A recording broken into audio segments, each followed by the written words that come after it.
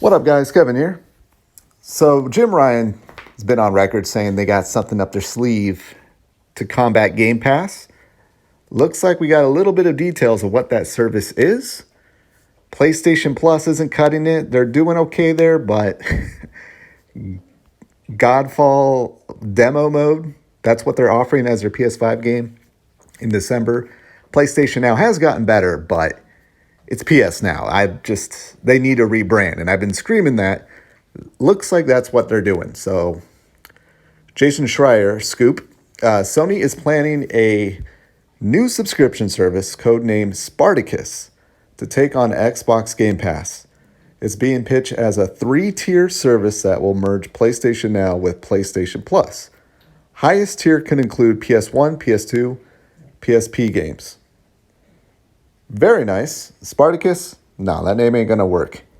That might be the biggest challenge for Sony is coming up with the name. Game Pass is Game Pass. Game Pass is Netflix. I don't know what they can do. PlayStation free? I don't know. That will be their biggest challenge. If they can figure that out, they may just destroy Game Pass.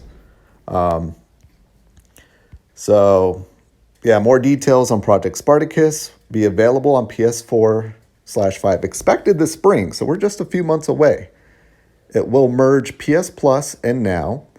So that's a good way of saying basically destroying Game Pass right away, at least subscriber-wise, because I know they got a few million for PS Now and then PS Plus, probably nearly like 50 million. So Game Pass is like, hey, we're at like 25, and right away they're at like 45 million. Tier 1 is PS Plus benefits, so I guess that's just you're getting just your normal PS Plus subscription. Tier 2 access to PS4 and select PS5 games. I've been screaming, where's the PS5 games? So apparently they've been holding off on adding PS5 games to PS Now for this service. And Tier 3 access to Classic Library, which finally, backwards compatibility. Now, how will they do that? Will it be like select games? Probably. Sony is also investing more heavily into cloud gaming. So that might be the mobile component that they've been talking about, which, can we do something natively? Like, phones come with like a terabyte nowadays. Like, can we make Switch quality games for the phone, PlayStation, Xbox, somebody? And last, this new service expected in the spring will likely retain the PlayStation Plus branding. Don't expect Sony to include its big new games day one like Game Pass does, but the expectation is a stronger offering than PlayStation Now. Okay, so they're probably just going to get rid of PlayStation Now. I guess for now, just call it PlayStation Plus. I don't know.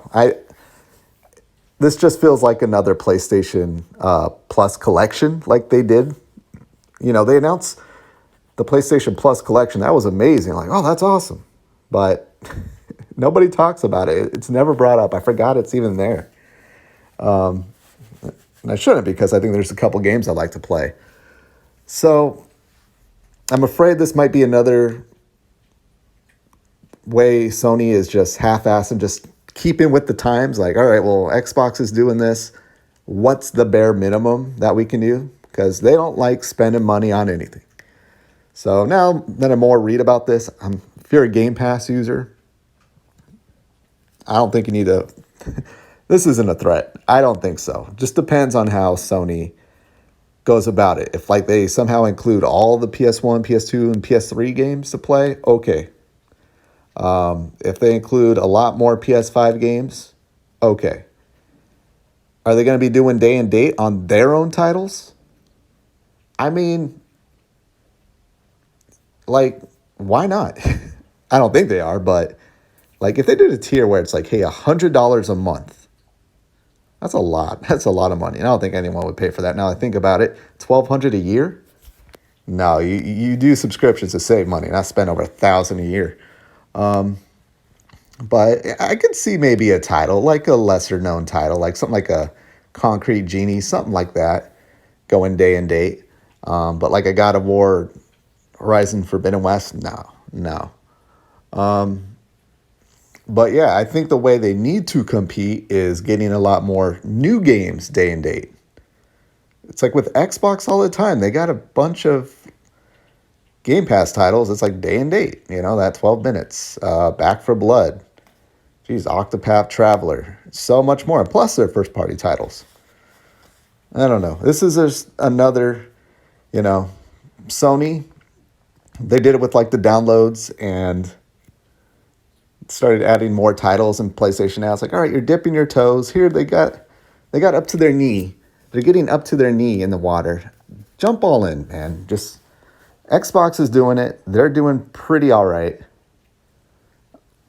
You don't have to do day and date just yet, but we're going there. We're absolutely going there. These $70 titles, when they're selling, Ratchet and Clank $1 million, Returnal 500,000. No, Sony was talking about selling 20 million plus. 20 million was not even good enough for them. They want hundreds of million. The only way to do that is cheap, easy access to your games. And their games got to be really good. But hey, I'm excited for this. I just hope it's very well implemented.